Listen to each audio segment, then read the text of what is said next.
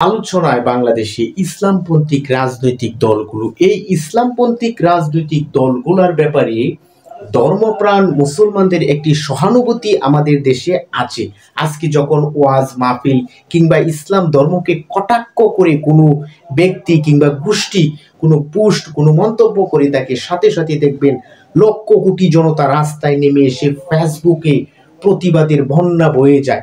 অথচ ভোটের মাঠে ইসলামপন্থীদের ভোট ব্যাংক এতটা কম, এর কারণটা কি? আসলে আমি আমার ফ্যামিলিকে পর্দাশীল করতে চাই, কিন্তু আমি নিজে পর্দা মানি না। আমি ইসলাম মানি, কিন্তু আমার উপরে প্রয়োগ হোক সেটা আমি চাই না। আমার বোন আজকে রাস্তাঘাটে যখন বের হবে, তখন আমি চাই যাতে কোনো ছেলে ফেলে ইফটিজিং আমার বোনের উপর না করে কোনো কুনজর না আসে, সেটা আমি চাই, কিন্তু আমি নিজে সেটা প্রয়োগ নিজে সেটা মানি না।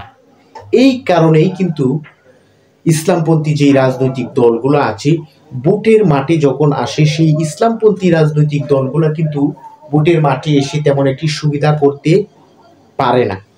দেখুন, আমরা দেখেছি স্বাধীনতার পর থেকে যতগুলো ইসলামপন্থী রাজনৈতিক দল নির্বাচনে অংশগ্রহণ করেছে, বর্তমানে সবচাইতে বৃহৎ ইসলামপন্থী রাজনৈতিক দল হলো বাংলাদেশ জামাতি ইসলামী। সেই জামাতি ইসলামী জোটগতভাবে যেই কয়েকবার নির্বাচনে অংশগ্রহণ করেছে, কয়েকটি আসন পেয়েছে, সেটা আমরা দেখেছি। এককভাবে নির্বাচনে অংশগ্রহণ করলে হয়তো সেটি পেত না।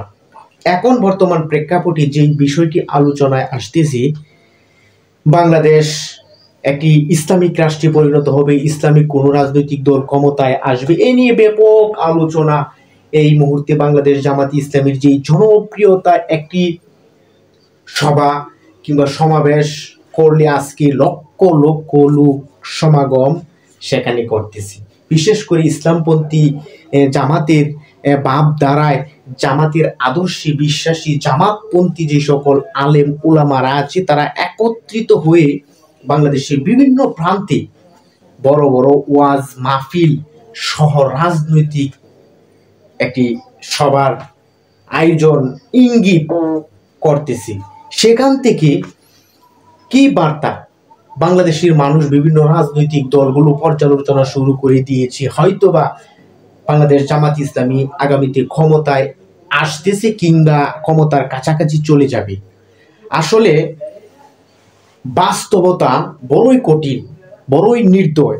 বাংলাদেশের মানুষ ইসলাম ভীরু হলেও, ওই যে আমি কথাটি বলেছি, আমি নিজে ইসলাম মানি, মানে ইসলাম কায়েম হোক দেশে, কিন্তু আমার উপরে কায়েম হোক সেটা আমি চাই না। এই জন্যই যতদিন পর্যন্ত আমি আমার উপরে ইসলাম কায়েম না হবে, আমার উপরে ধর্মীয় ভাব ভঙ্গি এবং ধর্মীয় আনুগত্য আমি যতদিন পর্যন্ত স্বীকার না করব, ততদিন পর্যন্ত বাংলাদেশে ইসলামিক কোনো দল কোনো সরকার ক্ষমতায় আসার সুযোগ আছে বলে আমি মনে করি না। কারণ যতই ডামাডোল বাঁচতে থাকুক না কেন, যতদিন পর্যন্ত আমাদের বিবেক বুদ্ধি সজাগ না হবে, বিবেক জাগ্রত না হবে, ততদিন পর্যন্ত বাংলাদেশের শান্তি শৃঙ্খলা কখনো আসবে না। আপনি ঘুষের বিপক্ষে আজকে কথা বললে কার সমস্যা হবে? কে প্রতিবাদ করবে? যে ঘুষ খায় তার বিরুদ্ধে সেই প্রতিবাদ করবে। আজকে যে দুর্নীতি করবে, দুর্নীতির কথা বললে তার গায়ে লাগবে। আজকে যে চাঁদাবাজি করবে, টেন্ডারবাজি করবে, আমি যদি চাঁদাবাজির বিপক্ষে অবস্থান নিয়ে কথা বলি, যে চাঁদাবাজি করে কিংবা আগামীতে করবে চিন্তা ভাবনা করতেছে, তারা প্রতিবাদ করবে। তাই বলতেছি, আগামীর যে একটি সম্ভাবনাময় একটি দেশ আমাদের বাংলাদেশ, সেই বাংলাদেশের সম্মান আমাদের প্রত্যেকটা নাগরিককে সঠিক সময়ে সঠিক সিদ্ধান্ত গ্রহণ করতে হবে। আগামীর যে নির্বাচন হবে, ইসলামপন্থী ডান বাম আমরা বুঝি না, আমরা চাই সৎ, নিষ্ঠাবান, দুর্নীতিমুক্ত, টেন্ডারবাজি মুক্ত। চাঁদাবাজ মুক্ত একটি শাসন ব্যবস্থা কায়েম হোক, যে শাসন ব্যবস্থার বাংলাদেশের মানুষের সকলের ন্যায়, সাম্য, সামাজিক মর্যাদা, একটি সম্মানতম অবস্থান তৈরি হবে। হিংসা, বিদ্বেষ, অর্থের যন্ত্রণানি কিংবা পেশি শক্তি ব্যবহার করে কেউ যাতে, কোনো শাসক শ্রেণী যাতে কোনো ধরনের অন্যায় করতে না পারে, এজন্য আমাদের প্রত্যেকটা দেশপ্রেমিক নাগরিককে আজকে সজাগ দৃষ্টি সচেতন হতে হবে।